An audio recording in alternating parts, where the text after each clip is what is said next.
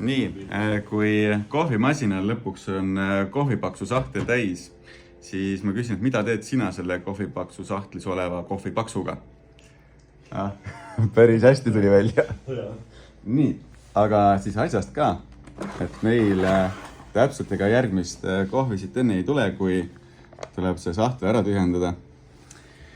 Aga kas tead, milleks tegelikult see hea on? Kohvipaks on väga hea väetis ja väetis just nendele taimedele, mis vajavad siis happelist keskkonda, mullast siis. Ehk siis näiteks Vitali, millele näiteks on hea? Ei kujuta ette. Sa tahad mulle rääkida, ma arvan. Okei, Vitali, jah. Nikita. Mina ei tea. Sina ka ei tea? Näita. Okei.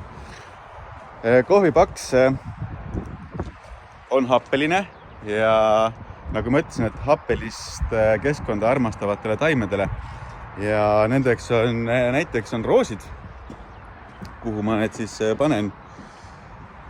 On väga hea väetis, hortensiad on, näed, meil on siin baasis kasvavad ja täpselt niimoodi siin läheb. Hiljem siis ajame ta kenasti laiali ka. Ühesõnaga, mustikad, nüüd ma olen ära unustanud, mis ma juba nimetanud olen, aga igal juhul guugeldage. No näiteks tamm või sirelid, muud asjad tahavad pigem neutraalset ja ei tasu ka näiteks elupuude alla visata. Aga ma loodan, et tänasest edaspidi saavad väga paljud toataimed guugeldage. Rhododendronid näiteks, kellel on väga armastavad happelist.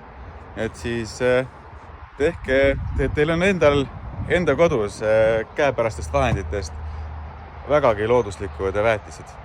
Aga suur tänu ja kohvitamiseni. Tšau! Jah.